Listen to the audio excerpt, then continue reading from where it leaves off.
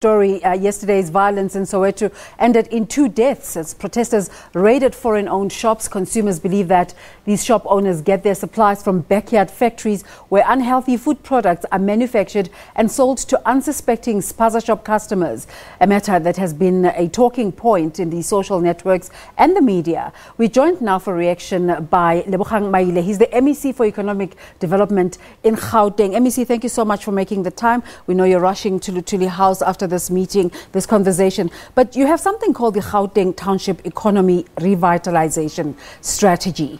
What have you learned from your interactions with township business through rolling out that strategy about specifically interaction with foreign-owned shops?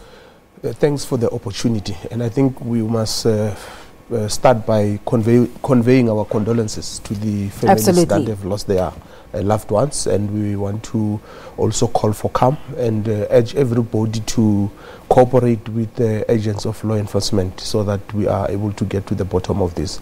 The challenges facing township businesses are structured, and there are many, and they include issues of funding, which makes it very difficult for those who are trying to run their businesses or start their businesses to be able to do whatever that they want to do. But there's also issues of lack of access to economic infrastructure like space to operate, access to internet to be able to do things. There's a problem of access to markets. But in terms of issues of competition with structured business and the unstructured business, what conversations are coming out of there which leads to this problem that we're facing today? A lot of township-based businesses have raised their frustrations about the presence of your big retail outlets in our townships, as you know, because firstly, they outprice them, and secondly, they making it difficult to create a shelf space for them, and then that makes it difficult for them because they must compete for the same market with big established, well-resourced and well-marketed companies. So that's why this competition is different, though. Yeah. They're playing in the same at the same level, a spaza shop owner to a spaza shop owner, but as opposed to a spaza shop owner who goes to the big retails to go source their stock. These ones apparently created in other dubious ways and come and sell cheaper. And that's why we must get to the bottom of that, to understand what are these dubious ways, where are these things being manufactured, and get all the relevant law enforcement agencies to pounce on them.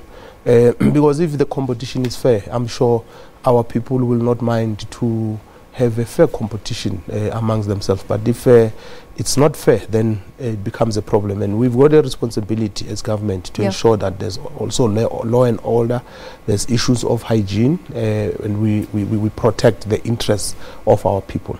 MEC, in relation to the outbreak of the violent protest yesterday, have you been able to determine what is actually the root cause? Our reporter, Criselda Lewis, is on the ground this morning at a spaza shop that she says is owned by a South African, and yet they were looted, their fridges taken, not just stock. Well, I'll be going to Soweto today. I'll be there at around 12, just to understand, because so far we have seen media reports. But I must say that we are worried and very concerned that there are elements, criminal elements in the process, who are taking genuine consents of our people, because the issue of fake and expired goods, it's a real issue, it's a genuine issue. It must be tackled, and government must be at the forefront of tackling this issue, and it must tackle it without any fear or favor. But at the same time, we must call on the police and other agents of law enforcement to pounce on the criminal elements.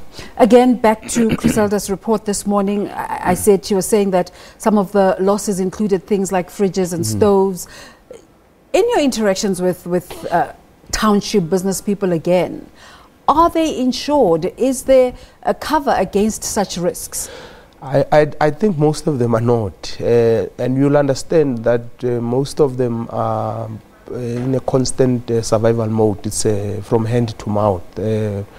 because in most cases that's the only form of income. And that is why we will also have to check. One of the reasons why I'm going there is to check how can we help some of those that have been falsely accused, especially South Africans. How do you plan on helping as government?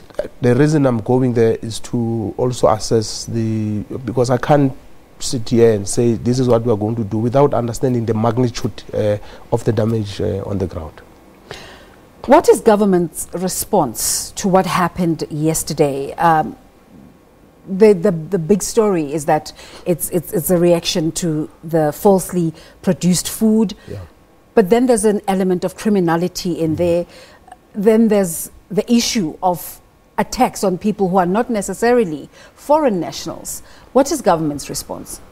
I think there's been a lot of interventions from different angles. If you look at Ekurhuleni municipality, for instance, they've been having constant raids there. Our provincial Department of Community Safety, the Premier has been having meetings with the different spheres of government and the different departments, because we have a campaign called Okai Mulao to actually restore law and order. So our response as government must be well coordinated, must be sustainable, must be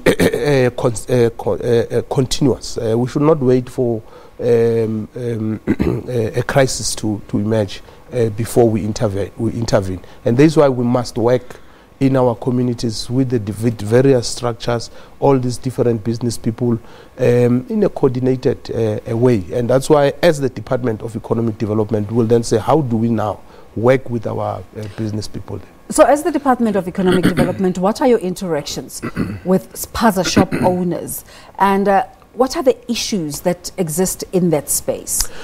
Like I said earlier on, funding is one of the biggest issues. That's one. Market access, it's another big issue.